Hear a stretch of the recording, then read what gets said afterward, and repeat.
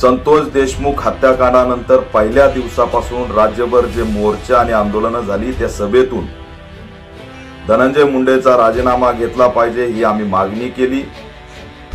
आणि सभेतून भाषणातून आम्ही हे सुद्धा सांगितलं होतं की पाणी मागितलं तर लघवी केली।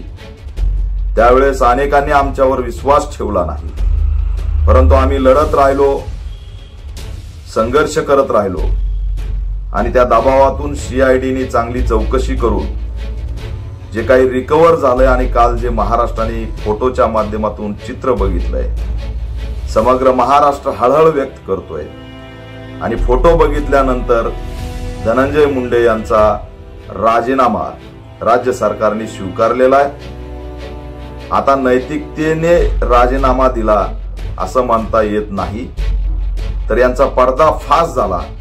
म्हणून राजीनामा द्यावा लागला हे वास्तव आहे। मी तर अशी मागणी करतोय ऑल इंडिया पॅंथर सेनेच्या वतीने,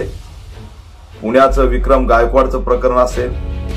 परभणीचं सोमनाथ सूर्यवंशीचं प्रकरण असेल, स्वारगेटचं बलात्काराचं प्रकरण असेल, संतोष देशमुखचं प्रकरण असेल, लातूरचं माऊली सोटचं प्रकरण असेल, राज्यभर कायदा व सुव्यवस्थेचा प्रश्न निर्माण झालेला आहे।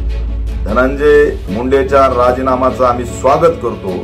परंतु राज्यात कायदा व सुव्यवस्थेचा प्रश्न निर्माण झाल्यामुळे महाराष्ट्रात राष्ट्रपती राजवट लागू करावी अशी ऑल इंडिया पॅंथर सेना मागणी करत आहे आणि नव्याने या ठिकाणी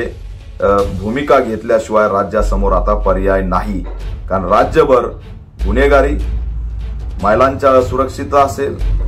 अक्षरशः जतच्या सांगलीमध्ये 5 वर्षाच्या चिमुरडीवरती बलात्कार करून हत्या करून तिचा मृतदेह पेटीत टाकला,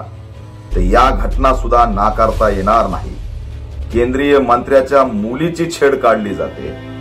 त्यामुळे राज्यात हे सरकार आता बरखास्त केलं पाहिजे आणि राष्ट्रपती राजवट लागू झाली पाहिजे अशी सुद्धा ऑल इंडिया पॅंथर सेना मागणी करत आहे।